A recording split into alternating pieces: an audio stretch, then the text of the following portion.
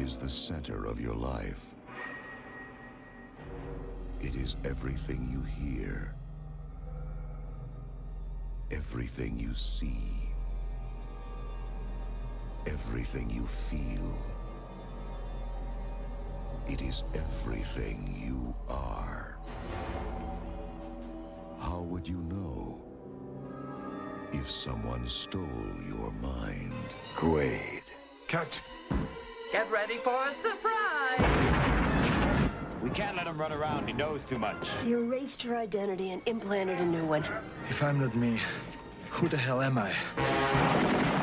You wouldn't hurt me. After all, we're married. Consider that a divorce.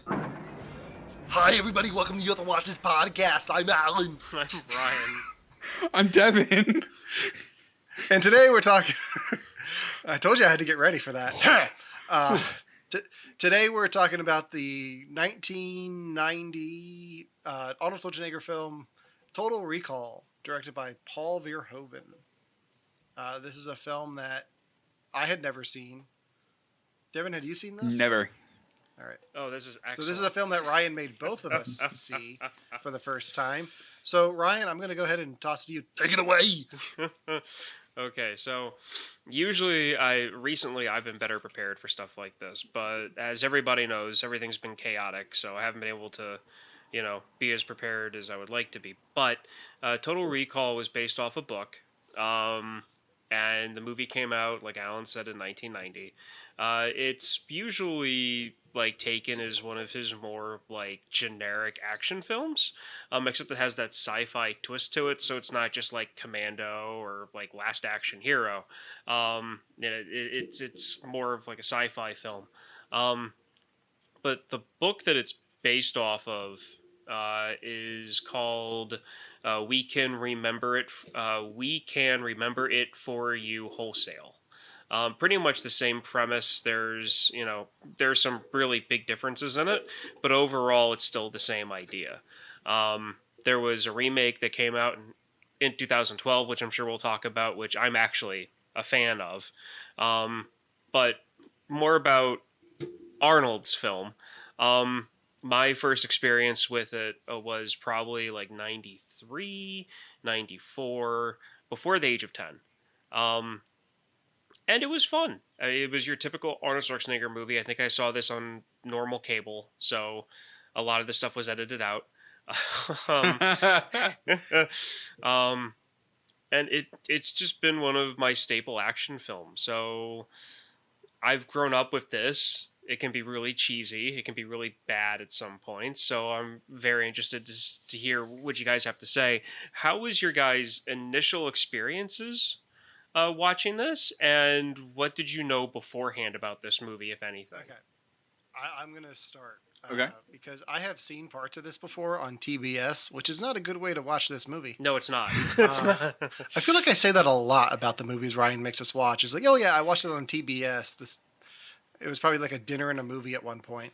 I had actually read the short story in college. Oh, wow. That this is based off of by Philip K. Dick. But it was a while ago, so I don't remember much, but I remember enjoying it. It's a lot cheesier than I expected it to be. Especially compared to something like RoboCop, which was Paul Verhoeven's movie before this. Yeah. But it doesn't really have the satire going for it like his other films that we've talked about. Last year was the year of Kevin Smith. This year seems to be the year of Paul Verhoeven. Between Starship Troopers and RoboCop, and then this. This seemed pretty much more straightforward sci-fi. I didn't really see a underlying message or theme to this one, satire wise. I enjoyed it. I fell asleep at one point, but it wasn't long. I didn't miss much. Are you sure? Yeah. Okay. No, I fell asleep after he arrives on Mars, and then he's with the mutants. I was I've seen X-Men. I'm good. Did you see the So I 2 missed weeks maybe bit? 5 minutes. I don't know. where he's in the woman's head and like it starts to malfunction. So like Oh, she's yeah, repeating yeah. 2 weeks over and over and over again. Oh yeah, I saw that. Okay, I thought you good. meant like 2 weeks. No, in the no. story. It's like no, I saw that. That's about right before I fell asleep. This movie for me is nothing but one-liners. Like this movie. I will say I was very impressed that the first lines of the movie are. I was like, oh, this is gonna be a good time. Okay. Devin. So for me, I love the premise of this movie. It had me like hook, line, and sinker. The whole like we'll implant a vacation memory for you. I think that's such an interesting, unique idea. And like it had me thinking after I watched. So I watched this movie in chunks, basically, where I like watch like an hour and then I watch like a half an hour and then watch like the last half hour. So I did it kind of like piecemeal. And like after the first hour, I just thought about the premise like almost all day. Like, would I really pay to like remember a vacation? Like, what would that mean to me? Like, and what does that mean? I think that's so cool. I also think that it let me think more about the movie more than the movie wants you to think about it. Because I was taking a lot of stuff really seriously for a really long time. And I was like, okay, the movie just doesn't care about this as much as I do. Got it. I like it. I think it's a fun movie. It did not go where I thought it was going to go in almost every regard. Good. And this is Arnold Schwarzenegger at his most Arnold Schwarzenegger. He was in, oh man, like, I like that some movies want their heroes to look as beautiful as possible at all times. And in this one, in the first 2 seconds, they're like, all right, here's his eyes bugging out and his tongue getting weird. Here you go. And I'm like, all right, I'm on board. You sold me. Yeah, and that's one of the things I like about this movie is that even though it is sci-fi, it's the sci-fi that doesn't believe in science. Oh yeah. It's like, whatever. Yeah. Here's an alien for you. So, one of the things that sticks with me about this film, and always have, is Quano, or the like leader, the leader mutant guy. Yeah. Him, and the one quote that comes from this movie the most, I think, anyway, that I've seen. And granted, I tend to find myself around other people that have seen this movie. So one of the most quoted parts of this film is Quaid, turn on the reactor, Quaid.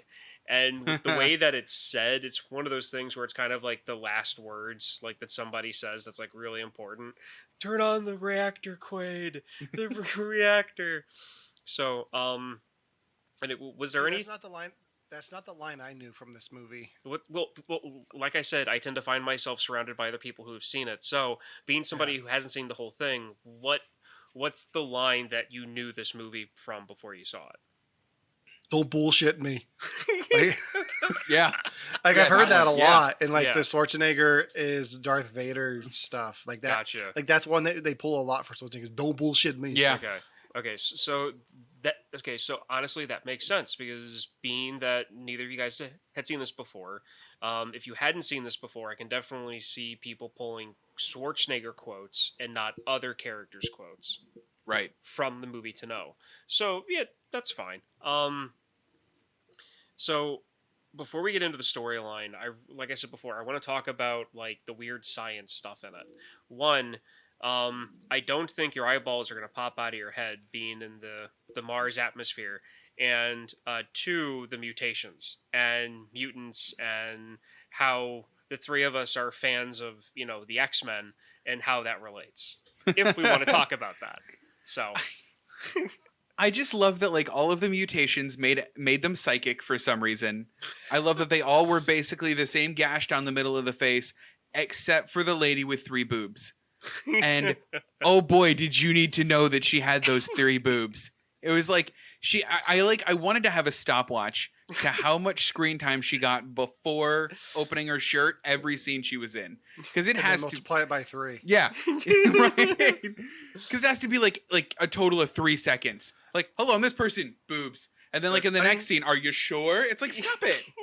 That's one of the things this movie's known for, though, is that alien with the 3 boobs. Is it really? Yeah. I mean, I knew about that going into it. I remember when they were doing the reboot, they were like, "Is it going to have the alien with the three boobs?" Well, the internet's a weird. mutant. The internet in 2011 was a weird place, and I miss it. Yeah, no, True. it was she wasn't an alien, she was a mutant.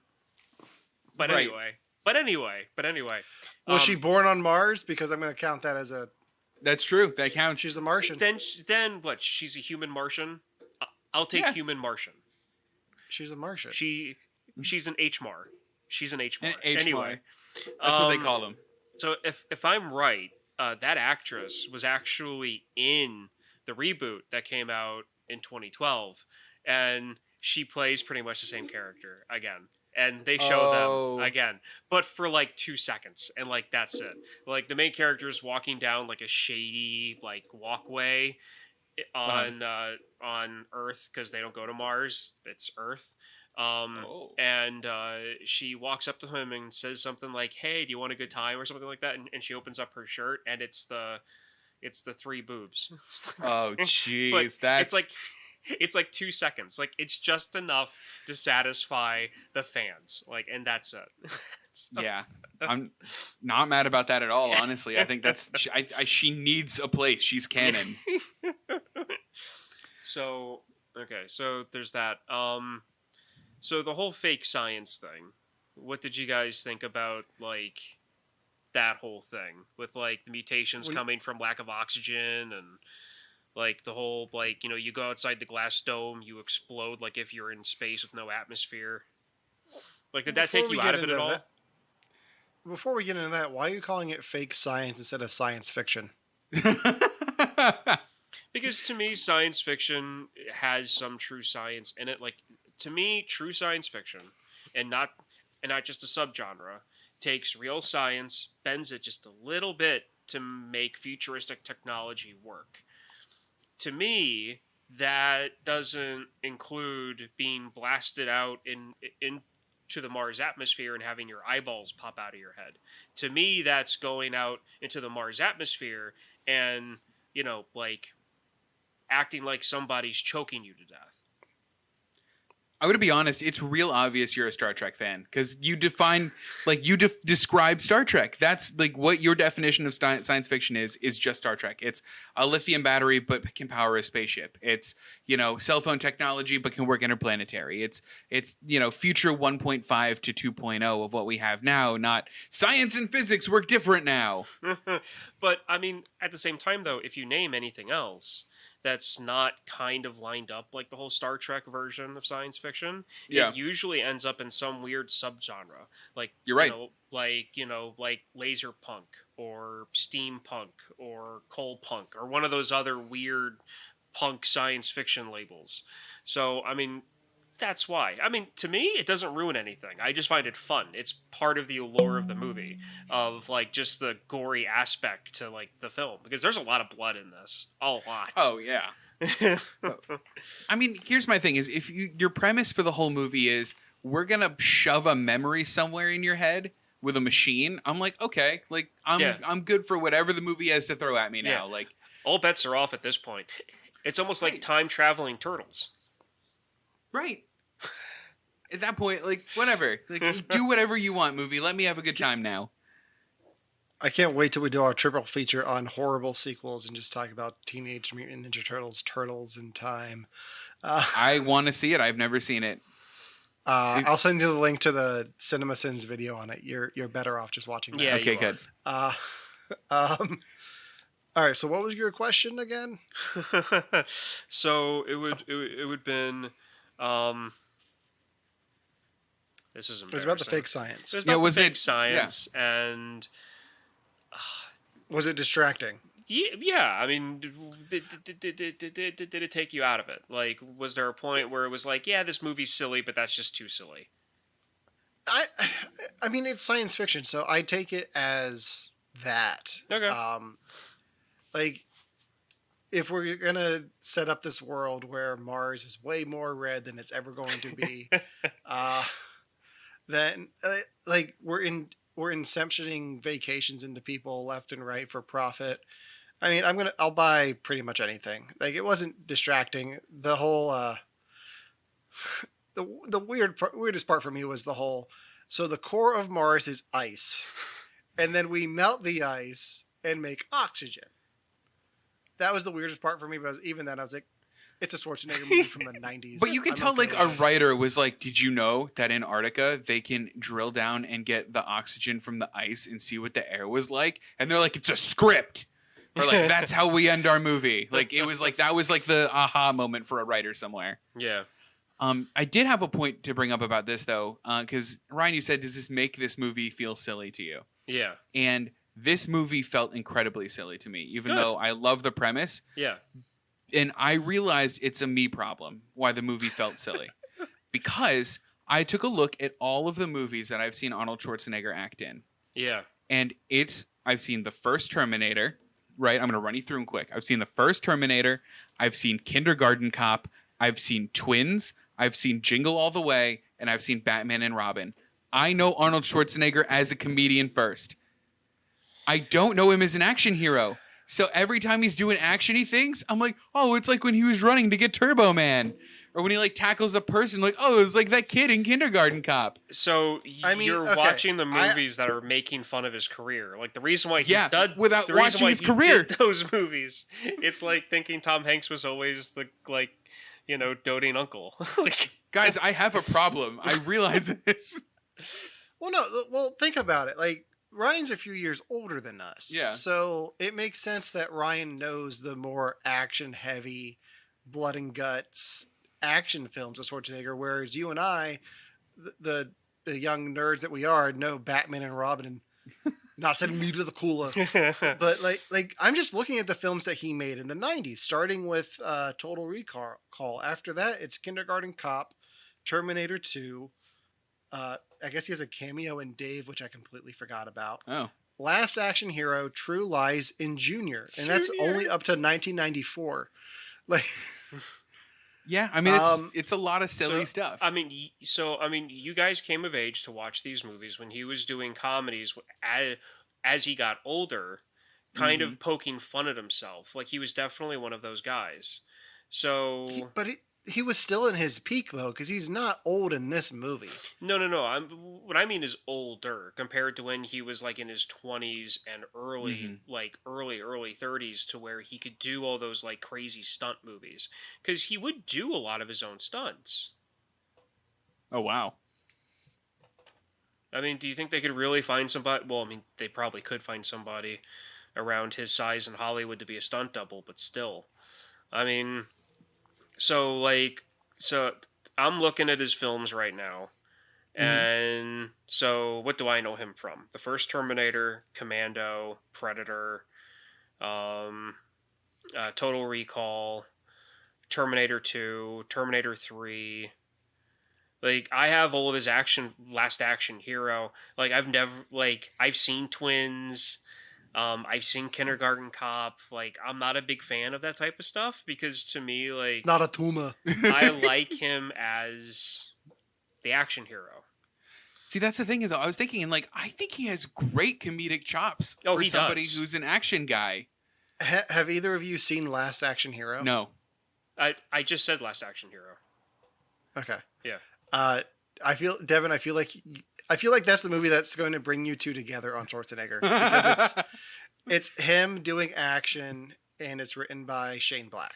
Yes. Oh. Yes. So interesting. So yeah, Ryan's new favorite director. I know. I messaged you guys about it, and it's just it's one of those things that like it just the stars aligned. He was in the right spots at the right time, and it goes into one of my fandoms, and he's my favorite director now. But still, that's awesome. Like, that movie is done to where like you've got Arnold Schwarzenegger and a kid, and I'm not gonna go into it really, but Arnold Schwarzenegger plays it straight in a ridiculous situation. So he's kind of like the Tommy Lee Jones from like Men in Black a little bit. Yeah. But in a more crazy situation, but it works. But that's what he's so good at. I mean, that's what made Kindergarten Cop work. I mean, he's this incredibly like, serious man doing what he thinks is a serious job in a kindergarten. Like he doesn't get it. Right. Like he is I think he's the best like grounded character in a weird world that we can ask for. And I really think it has to do with his upbringing and just the way that he, came into Hollywood. I mean, for crying out loud, one of his first big roles was playing He-Man or the Barbarian, and they voiced over him because at that point Hercules. It was Hercules that they voiced over himself with. Because his first role was in 1970 Hercules in New York. Because I know in one of them they did a voiceover on him because his English wasn't good enough. That's the one I'm talking about. I feel like it was Hercules. Yeah. Okay. I mean, I heard that story. I've never seen the movie, but I feel like that would be so distracting now that he's so iconic. Like, it's just like hearing an American voice from him it wouldn't fit right for me. It's such a generic voice. I've seen like half of it, and it just because it was on TV. It was on like Sci-Fi Network at like 1:00 in the morning when I was in high school, and it was so weird. Yeah, I wouldn't like that. Yeah, it is. The film we're talking about is Hercules in New York, and you can see it with Schwarzenegger's voice on the DVD. Oh, that's cool. Okay, yeah, that's good.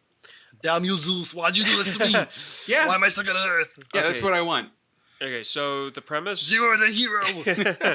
So the premise of the movie, to actually get into that, Arnold Schwarzenegger's character is at the start of the film obsessed with Mars for some reason, and his wife finds it weird. She tries to distract him. He goes to work. He hears about this company that can implant vacation memories instead of actually going there. So he asks a guy about it at work, but everybody he asks gives him a side glance, and kind of like they're worried about him. So he goes. Something goes wrong. They throw him out the back door. They throw him in a cabin in a Johnny cab, which I so want one of those so bad. I love those. And his buddies from work come and try to kill him. And then he runs home, and then his wife tries to kill him. And then people come in. At this point, with you guys watching it, what did you think? Like, that whole beginning setup. Like, did you think that they actually did uncap a memory? Or were you thinking at that point that was he was living his vacation that he signed up for? It's a good question. So they played his break from like the center so straight, and you got other like characters' perspectives on a situation, and because they like would show scenes of other characters doing other things, I was like, okay, maybe this isn't like maybe that something actually did go wrong. Yeah. But then like things that they talked about before they plugged him in started to happen, and I'm like, yeah, but that's what they said was going to happen, and that's what they said was going to happen. But they kept like in his memory, and this is something I wanted in the tangent. In his memory, did he have memories that he wasn't present for? Like all of the filler of like, was it Michael Ironsides in the car, like calling his boss or like kissing the screen with Sharon Stone? Like, did they fill those in for like context in his memory, or like, is that just like to help us, the audience? So, are you looking at it as this whole thing is just memories then? I honestly thought that was the only way to look at it. That's not how I look at it. No shit. Talk to me. Hold on. This whole thing, I want to hear. I'm so happy that I'm not the one that's going to be in this, that I'm the one looking in on this conversation and not being You're the part one of who it. has the answers. No, so I look at it for the exact reasons you just pointed out, is you see all of these other stories that don't involve him, all of these scenes that have Michael Ironside, or as I like to call him, Free Willy Michael Ironside. Yeah, because of that, like it's very. It tries to make you think, at least to me, it tries to make you think that it's all a dream, and like when the doctor comes in with his wife on Mars, like that's them trying to trick you into thinking, oh yeah, this is all a dream. Mm-hmm. I look at it as the film trying to trick you. Even at the end when it fades to white, I just look at that as another like, haha, maybe we got you. Maybe we like a top moment. The only thing that's ambiguous to me is that ending, and I think it's meant to be. I think the rest of the film is pretty straightforward. Man, it's so weird. I have the exact opposite. I'm like, man, this film couldn't be more worse with this twist. Because from my perspective, every single thing that they said was going to happen to him in the center, and then when the doctor shows up, is exactly what happens to him, almost in that exact same order, down to where the one guy goes, huh, blue skies on Mars. Didn't think of that one before. And then blue sky shows up at Mars at the end. And I'm like, oh, okay, like it's all planned. Got it. The other thing that got me was the current events happening on Mars at the beginning of the film before he's in a dream. Like the fact that it ties in so closely to those, so directly with that dictator on Mars. I don't think that their dream sequence is going to be like that up to date. I mean, that's a good point, but I had to justify that to myself to make my theory work. And the more we're talking, the more I feel like holes are getting poked, but I'm going to try to poke back. So the way that a dream works, if you're not spiritual about them, is that it is a random assignment of misfirings from your synapses brought in or in containing random things that your body's currently feeling. So that's kind of why like dreams end up the way they do, and the stories are nonsensical. It's just neuron firing, and because we're humans, we like to mash them all together in a story.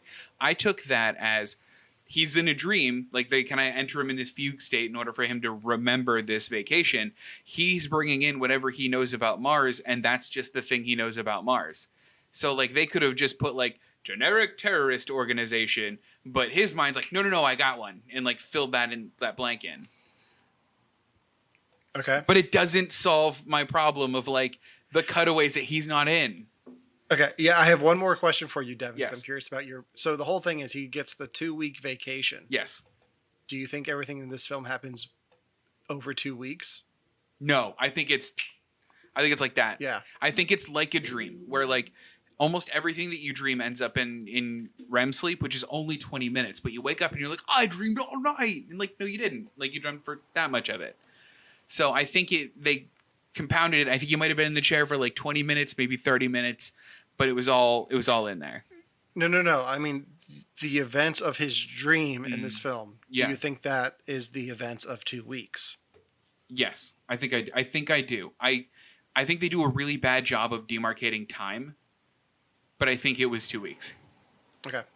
All right. So let's go to the expert on the film. Ryan.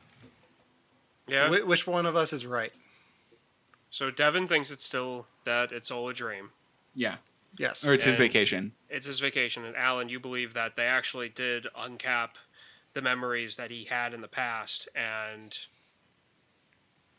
Yes. the whole thing becomes real and happens within a couple of days instead of 2 weeks. Yes. What if I were to tell you that after watching this many, many times that both of you were half right? How? Tell me. Okay, so there is an idea that halfway through the movie, he gets knocked out. At one of the points that that he's fighting or whatever, he gets knocked out. That he did work on Mars, but having the procedure screwed him up, and it put him into a coma halfway through the movie.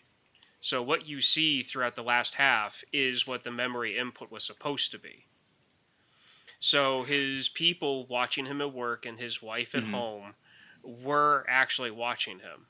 And he was there on Earth because he was a danger to Cohagen on Mars.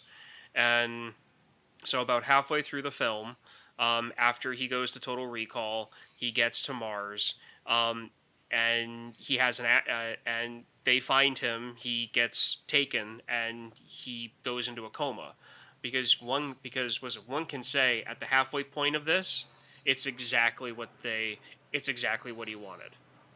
Yeah, I mean that's after he that's gets a good to point. Mars, after he gets to Mars, halfway in, it's basically what Total Recall put in his head. Because even though this movie takes over the span of 2-3 days, or maybe even 48 hours, he gets the girl and saves the day. He still has 8 days to actually vacation. Yeah, that's true. You can enjoy it then. And I don't really care to see that. I mean, all the action part's done with. That's how I always saw it. And to be perfectly honest, this is part of the stuff that I was meaning to look up that I just didn't really get the chance. But that's my personal feel on it. And while you guys were talking, I was trying to find some stuff on it, and all I could find was that some fan theory about it being a loop. That like the movie ends right before it begins, and it's just a constant time loop. Oh, that's so weird. I can see that, though. I can see that. I don't know. So there's that. Okay. We're going to the source. I got an article where Paul Verhoeven explains the ending of Total Recall. Yes. Can I say one thing, though? Sure. Okay. Before I had that idea in my head, which is kind of like within the past couple of years, I always assumed that it was the implant because of one line. The one assistant in the lab, before they put him under, he makes the comment of, blue skies on Mars? What are they going to think of next? And it's a complete throwaway line. And then right in the corner on the TV screen is the reactor. Is the oxygen reactor on the TV screen. I didn't see that part. And because he says something about, like, oh, yeah, no, they're doing alien artifacts now. And that's right before they put him under. So I always assumed that the whole thing was actually it.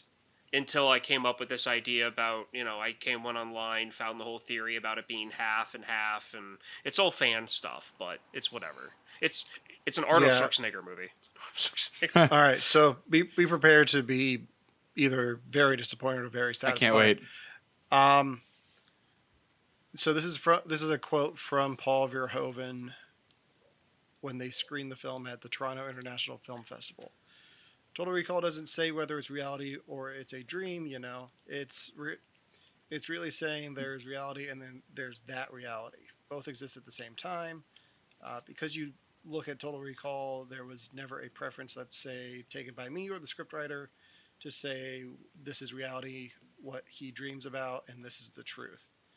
I wanted it to be that way because I felt that it was, if you want, this is such a weird way to, if you want it to use a very big word, postmodern. I felt that basically I should not say this is true, this is not true. We worked with Gary Goldman. Pretty much, it's I'm going to jump here. So yeah, it's both true. So I thought two realities that is. This is such a weirdly pieced together article. That it was innovated in movie language, at least to a certain degree, that there would be two realities and there's no choice. So pretty much, you can take it what you want. Open to interpretation. Yeah. You can take what you want. Interesting. So I can say I'm right and you both are wrong. and we could say the same thing. Exactly. And we're all right. Okay. Yes. Not mad about that. So he finally gets to Mars, and he meets the mutants, and he meets the guy that has 5 kids to feed, and when he got to Mars, was there a side character that you guys liked? Like a mutant, a character that like you saw for like a little bit you wanted more of, or you saw enough because they did something really cool with them, that type of thing. Like I wish from the point he gets onto Mars to the end of the film was just him in the 2 weeks lady costume. Yeah. Yeah. I just want to see a whole movie of it's an Arnold Schwarzenegger movie, but it's just this older woman doing all the Schwarzenegger stuff. I wouldn't be mad about that at all, honestly. Okay. I'm trying to think of how much they gave Michael Ironside in this. Who was Michael Ironside? Tony, I think his name is. Yeah, he's the secret agent hunting him down. Okay. He seemed interesting. I'm trying to think of like I don't know if everything. I do too. I don't know if I loved. I hate that guy. You hate Michael? He tried to kill.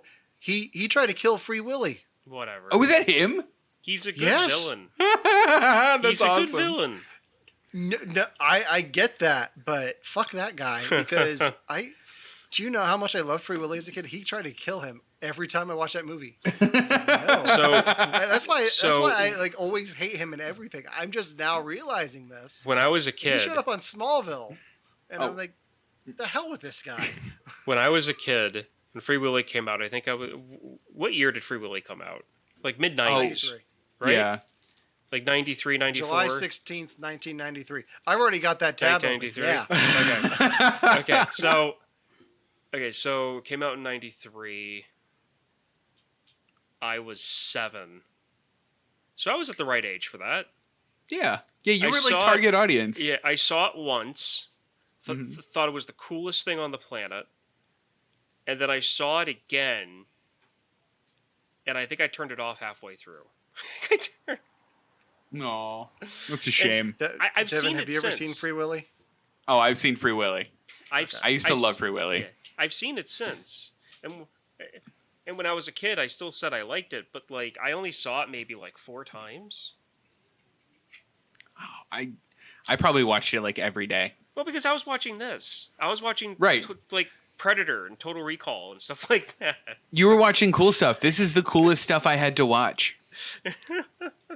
Did you? I was watching Free Willy and then watching Free Willy the animated series, which we have talked about on the show And before. it hurts every time. Okay, so, Devin, Michael Ironside Yes. would be like... Yes. Okay. I so think, yeah. Was there, like, a side character, though? Like a background person I'm trying to think because that had lines? I didn't love the taxi driver, the 5 kids guy. Yeah. I don't know why. He never gelled for me, and I know he was supposed to.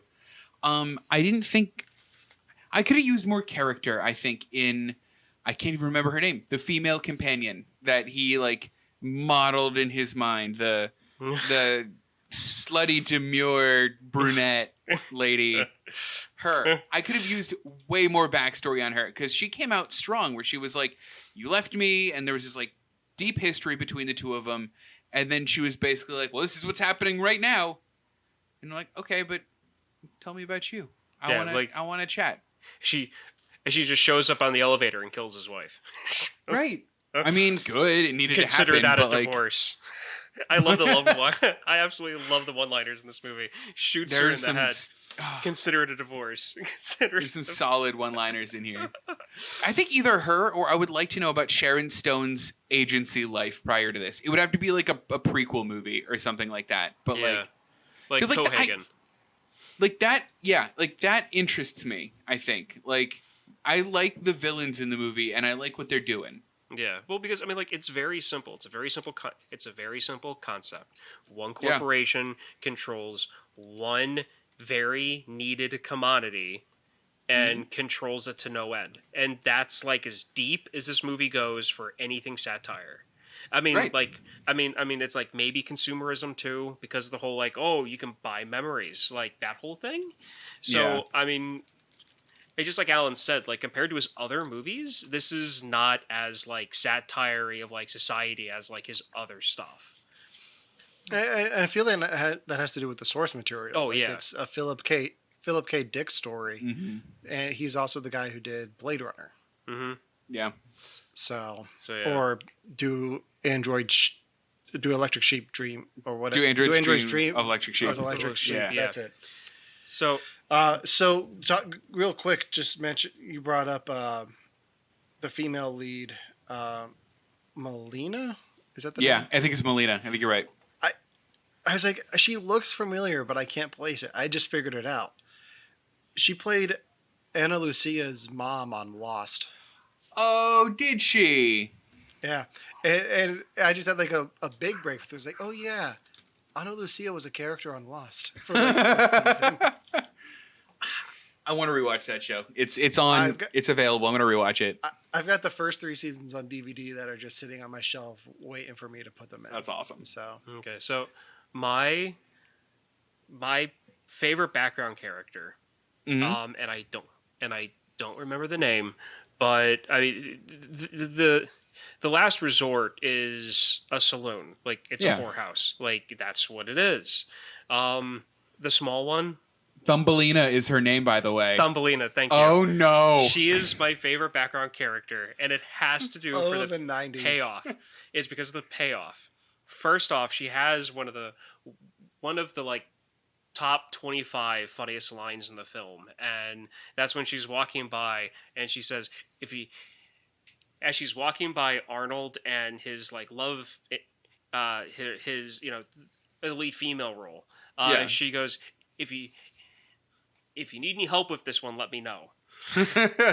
And then at the end, was it towards the end before she dies, when the cops raid the place, she's standing on top of the bar with like an Uzi, just yelling and shooting in her outfit, and it's funny. I mean, and it's meant to be, and it's great. I love the whole "I've got 5 kids to feed" guy though, just because of how slimy the guy is, and then of course how he dies, because just the thing of like him being in like one of those diggers and he's trying to like kill both of them, and he gets drilled instead because Arnold puts the Arnold takes a drill, and this is such a 90s Arnold Schwarzenegger ploy. He takes a drill that's meant to drill through rock and drills through stainless steel probably, and just rips the guy's intestines out. That's what happens when you work out that much, man. Drill physics don't matter. Yeah. Mr. Freeze did the same thing in Batman and Robin, but they had to cut it because of the studio. Yeah, I understand. Okay, so that brings me to a good question. What is the most disgusting death in this movie? Because there were some gross ones. Mm-hmm. There's some awesome ones too. So I'll start because it's a lot to think of. It's a being exposed to Mars's air. There's something about watching someone's face inflate like a balloon, which we had to watch our 2 heroes do for like way longer than they should have, if we're being honest. And it was hard to watch. And then they're fine afterwards. Just fine. Yeah, completely fine. No bruising, no cell damage. Like, they're perfectly fine. He works out those face muscles, man. He's got this. Yeah, totally not on steroids. Alan? No, I'm with Devin. It's the same thing. Like, just watching them suffer. So, because even like just watching someone suffer for long periods of time is the most painful. Yeah, I got you.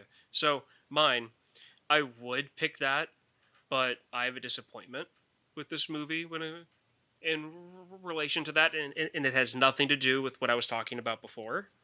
It has to do with the fact they never show the after effect of what happens when you fully inflate. Oh, yeah. I mean, it's implied, man. I don't know if I need to see that part. They never showed that, so I'm not entirely sure, But no. But you 2 guys picked that, so I'm going to pick a different one. Okay. Honestly, I think it has to be the drill. Yeah? It has to be it's got to be that drill bit going into the guy's stomach. I'm sad nobody here's picked Elevator McHands. I don't know what his real name is, but his name is Elevator McHands in my book. That's Michael Ironside. Yeah, I mean, I don't know. Yeah, Tony, that guy. Tony. Like, he gets his like hands cut off with an elevator, and then like he falls to his death. He has to fall like, and then like think about it. He's like, well, they're gone, like the whole way down. He has nothing to flail about as right? he falls. It doesn't even look cool. Yeah. Unless they pull a RoboCop and elongate them for some reason. It just looked really funny. Just like, ah! I'm going to cut this out. But like, I think part of the reason that whole suffering and suffocating thing, like, it bothered me more is because of everything going on in the news right now. Yeah. Oh yeah. Yeah, that was a little like, bit. We're not gonna leave this in the show, No, but yeah, it like, was... that struck a nerve. It was a little topical because it lasted way too long, and you like, oh, I get why that was awful. Yeah. Yeah. But yeah, so. Okay. What was I gonna say? You'll think. I don't know. I want to bring up something, guys. Can we bring up the alien? Because what alien? Specifically the belly alien. Mutant. Balian, I called him the whole Mutant. time. I don't know if I care at this point, but I was promised aliens on a TV screen, and the first thing I got was Belly Alien, and I went ah like the whole time it was on screen. And I think I still do it. Like thinking about it, it still hurts me. Well, it's disgusting. It's ugly. It's supposed to. The first thing I thought of when I saw that was, I'm pretty sure they sell a cream for that. I don't know. I thought it was an interesting thing to take. This was one of the parts of the movie where I went, didn't think you'd go here, movie. All right, I guess we're on board. What was interesting about that creature to me was just the way they shot it, because you can tell that he's like 3 feet away from the guy behind him. Oh yeah. In some of the shots, yeah. Like, I mean, they tried. Yeah. Like it's 1990, and I think like most of this movie's budget went to Schwarzenegger, so.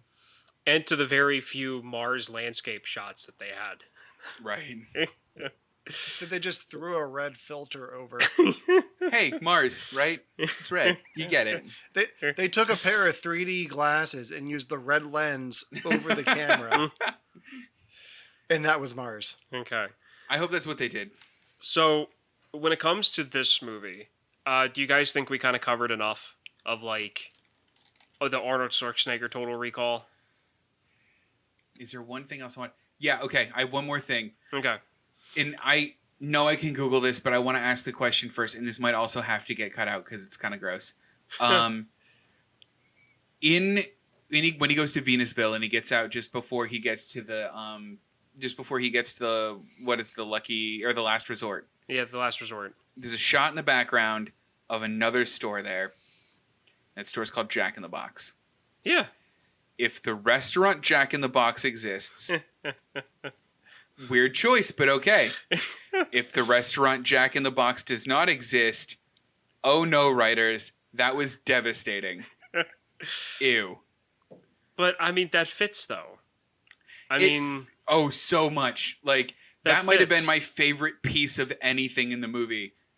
Period. Because, I mean, for where they are on Mars, I mean, I watched Altered Carbon. I watched the first season of Altered Carbon on Netflix, and I tried watching the second season, but it's nowhere as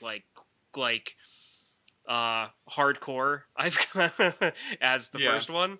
And they've got there's one of the places that the main character goes to called Jacket. Oh. But I mean, it's because it's what it is. Like it's what that place is for. So I mean, it's a funny immature haha name for something. Right, but I mean, and that it's like the same level as the Blink-182 album, the Take Off Your Pants and Jacket album. Like, okay, thanks, but I think it was just I didn't expect it here, so I went, oh. So I think that's my last thing on the Schwarzenegger one. Okay. I have one last thing as well. Did you guys catch Dean Norris in this? Who's Dean Norris? Hank from Breaking Bad and Better Call Saul. No, only afterwards when I was checking out the cast list did I catch Dean Norris in it. Who was he? He's this guy. Yeah. Oh, cool. Yeah, I love it. I would have. He was a good character, though. He was a good character. I agree. He's a good actor. He's one of those that gets overlooked a lot, but he's very good. Yeah. So, since we covered all of that, I wanted to spend a little bit of time talking about the remake. Yes. And in relation to this, and only the main concept, only the big difference. Mm-hmm. They go to Australia instead of Mars. And instead of having rocket ships taking you back and forth, there's this thing called the drop. And this is why I really like this movie, because the concept is amazing. It's basically a giant pill that holds 500 people, this giant pill-shaped cylinder, and it falls through a almost like a rifle barrel, and it drops from London, England, which is where all the rich people live, and all of the people that have good health care, and they're all wealthy and don't have to worry about anything.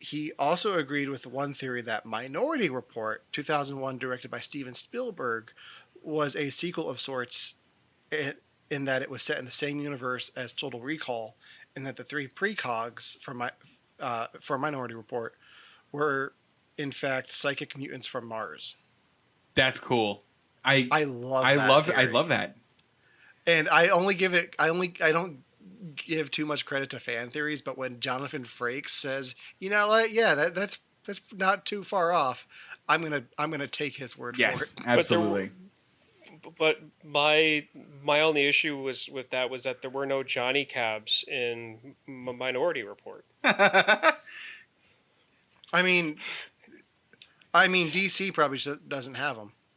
I mean, yeah, I'll give it to you. I think they had to focus more on actual product placement, like the Gap.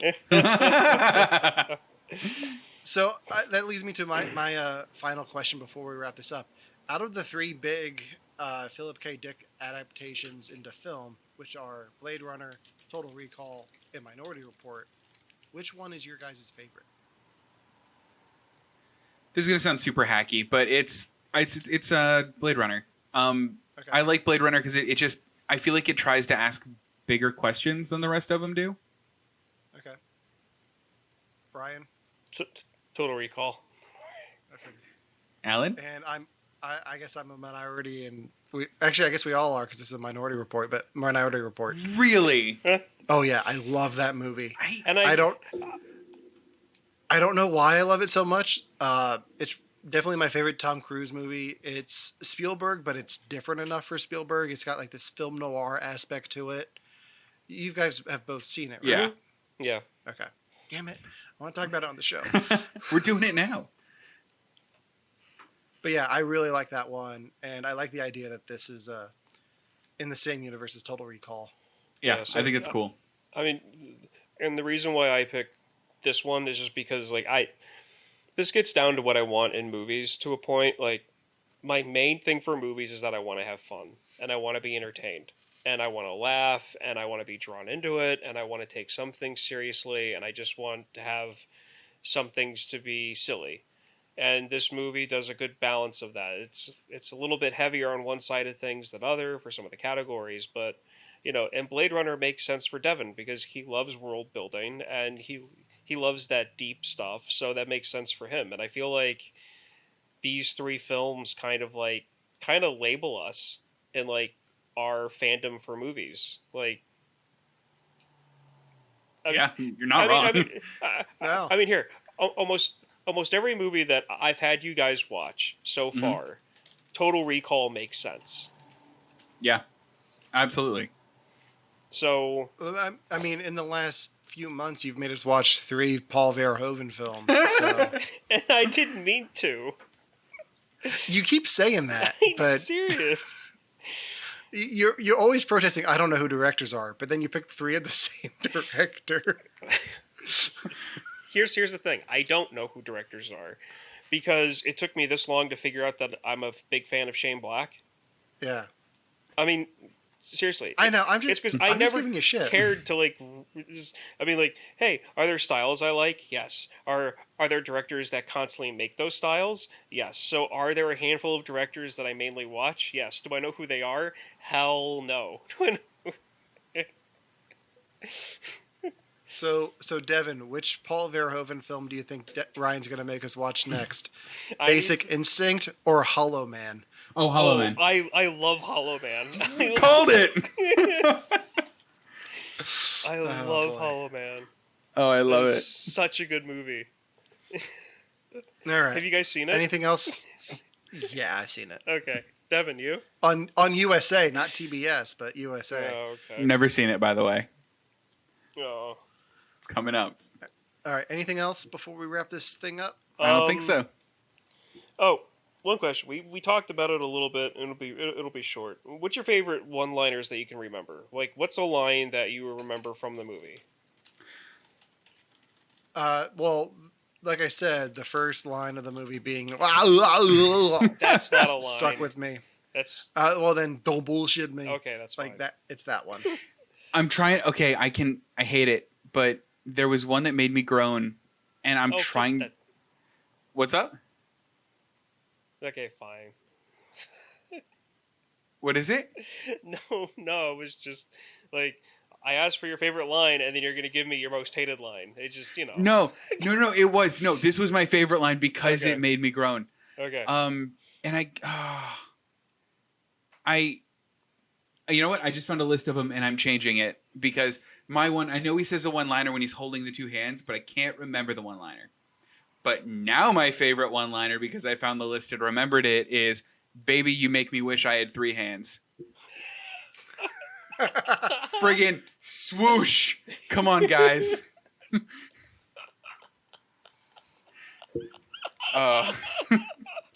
And on that note, Yep. Brian, what was yours? It's mine too. I'm just gonna go with that. Okay. I'm sticking with mine. Don't bullshit me. Good one. All right. I think that does it for Total Recall. So next week it is Devin's turn to make us watch a movie. Yeah. Devin, what do you got for us? All right, so it is another sci-fi movie, so we are leaning a little bit into one genre, but I know this movie's a little bit divisive, and I really want to know what you guys think of it, because this has been a movie that's been in my mind since I've seen it, and I want to know, A, is it as good as I remember it, knowing what I do about it now, and B, what do you guys think, which is kind of the point of the podcast. It's Captive State. It is, it was 2018, I think. When the movie came out. It stars Ashton Sanders, John Goodman, Vera Farmiga, I think her name is. Farmiga, yeah. Yeah, and Machine Gun Kelly. So, guys, it's a trip. So I want to hear what you guys think. All right, cool. So that'll be next week. All right, that's one take of this. So next week we have a special surprise. I don't know when this is coming out, so we gotta get ready for the other thing. Yeah. So next week we are going to have a special guest on the show. Ooh. Later this week, Josh from the podcast Victims and Villains will be joining us to talk about Birdman, one of his favorite films that I believe Ryan had never seen. And it's one film that I want to revisit because I've only seen it once. Same. So tune in for a very special crossover episode of You Have to Watch This podcast. Until then, make sure to like us on Facebook and follow us on Instagram. You can email us comments at youhavetowatchthispodcast@gmail.com. Make sure to like and subscribe to the podcast wherever you listen to your podcast. Leave us a review. We appreciate it.